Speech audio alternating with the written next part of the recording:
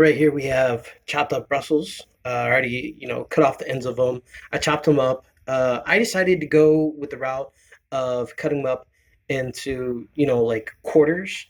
And I did them all long ways. You can see, because I want them to get a good saute on them, which was what eventually I'm going to do with them, right? And I just like the flavor that comes out of Brussels sprouts when you kind of saute them really hard with some good oil and some good onions and stuff like that. I decided to get some carrots and turnips. I'm going to cook these separately.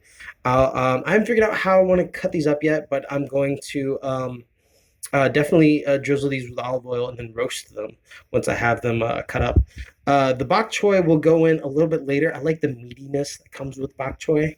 You know, um, so the onions, the Brussels sprouts, the bok choy, maybe a little bit of garlic will all get thrown in together. And then also my squash. Really, the only thing I'm going to be doing any kind of different is going to be my broccolini. I mean, well, this isn't technically broccolini, it's just technically broccoli that I cut up to kind of resemble broccolini. I'll cut it up a little bit smaller. I'll cut it, cut off the treetops and, save the trunks and maybe cut them probably this one in the thirds. Uh, but these I'm gonna blanch. I'm gonna blanch in a heavy salt bath. And then the very end of it, I've got some baby bella mushrooms. And I'm gonna cut those up to. I'm probably actually gonna cut these into quarters, because again, I want that meatiness. Like I want that flavor profile. And these go at the very end of everything. These are probably the only thing I'm not even gonna prepare.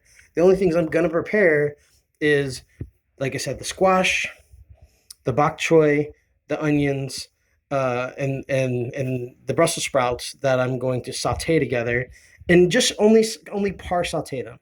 And then the root vegetables I'm cooking separate, as you always should. You should always kind of, if you want to go for a bigger meal, you should always cook your hard vegetables, separately. Of course, I know onions is a root vegetable too, but I'm gonna, use the saute method on them too. If you were to roast them and cut them a little bit bigger, these would still be really awesome.